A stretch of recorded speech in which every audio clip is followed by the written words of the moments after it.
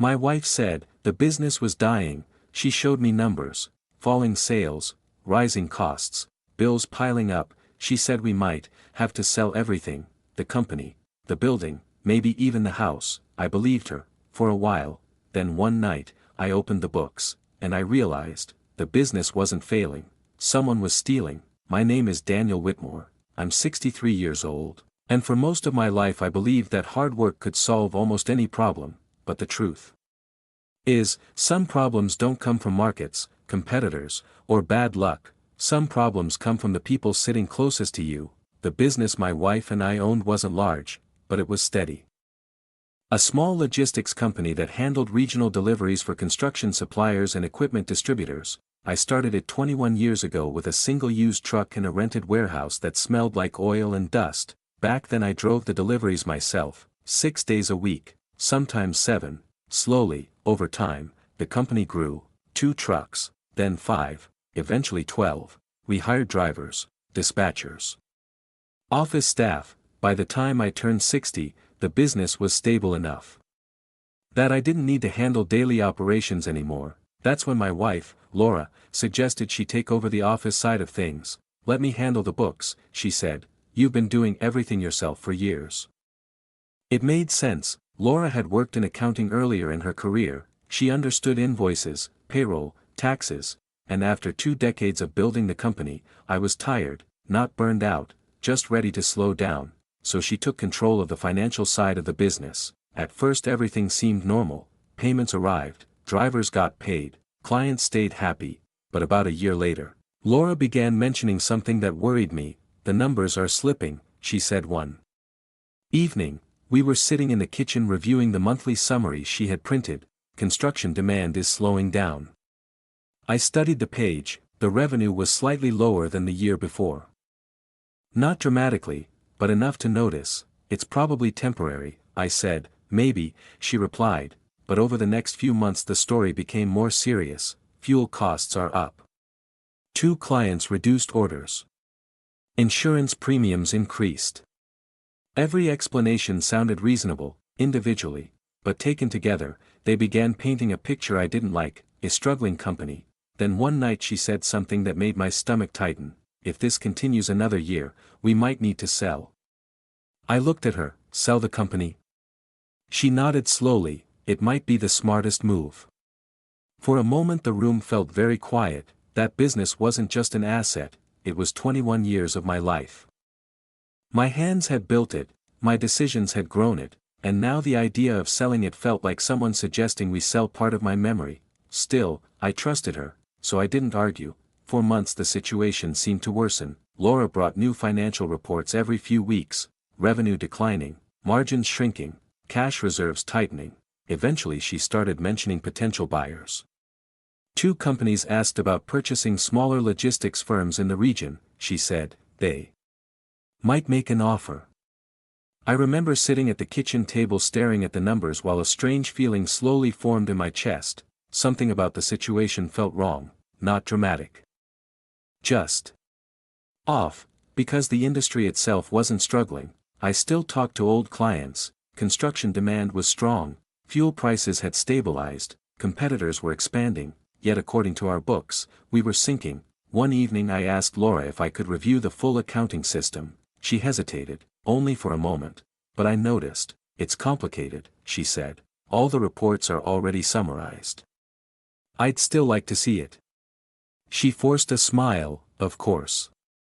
But she never showed me. Every time I asked, something delayed it. A system update, a busy week, an audit preparation, excuses, small ones, but excuses all the same. Then came the night everything changed.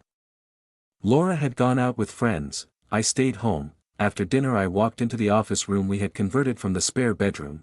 The computer sat on the desk. The accounting software was open. For the first time in months, curiosity outweighed patience. I sat down, and started reading. At first everything looked normal. Invoices, payroll entries, vendor payments. Then I noticed something unusual. Several payments marked as operational consulting. The amounts were large, 20,000, 30,000, sometimes more. The receiving company had a generic name, Northbridge Advisory Group. I frowned. I had never heard of them, so I searched the transaction history. The payments appeared regularly, month after month, for almost a year, total transferred, $842,000. My heart began beating faster. I opened a browser and searched the company name. The result appeared immediately, Northbridge Advisory Group LLC, registered 8 months earlier, owner, Laura Whitmore. I stared at the screen. For several seconds my brain refused to process what it was seeing. Then the pieces began connecting, the failing company, the disappearing profits, the suggestion to sell. My wife hadn't been watching the business collapse, she had been draining it, slowly, carefully, transferring money into a company she secretly owned. I leaned back in the chair and exhaled slowly. Anger didn't come first, shock did, followed by something colder, clarity, because suddenly everything made sense, the urgency, the buyer conversations, the declining reports. If she could convince me the company was failing, selling it would be easy, and the missing money would never be questioned. I closed the accounting software and sat quietly in the dark office. When Laura returned that night, I was still awake. She walked into the living room smiling. "Hey. Hi. How was your evening?" "Good." She set her purse on the table. "You look tired." "I've been looking at the books." For a moment her expression froze, just a fraction of a second, but enough. "Oh." She said, "Yes." Silence filled the room. Then I asked one simple question: "What is Northbridge Advisory Group?" Laura didn't answer immediately. Her eyes searched my face, then she understood. "You saw it." "Yes."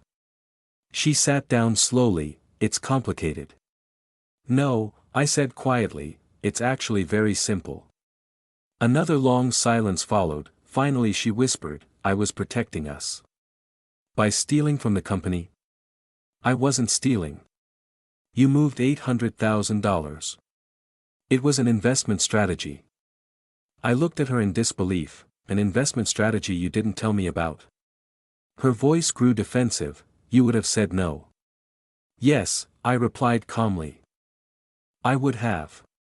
The conversation lasted nearly an hour, excuses, justifications, blame. Eventually the truth emerged clearly. Laura had believed the company would eventually decline, so she decided to secure money in advance, for herself, just in case, and when the transfers grew larger, she realized she could push the business toward selling, then keep the hidden funds privately, a clean escape. She just made one mistake. She assumed I would never check the books again. 3 weeks later I met with a lawyer, then a forensic accountant. The investigation didn't take long, the money trail was obvious, and once it was documented, everything changed. The business wasn't failing. It had been robbed, by the one person I trusted most. 6 months later the company was still operating, stronger than before. The missing money was recovered, and Laura was no longer part of the business, or my life. "My name is Daniel Whitmore." My wife said the business was failing. Then I checked the books, and discovered the only thing failing was my trust in her.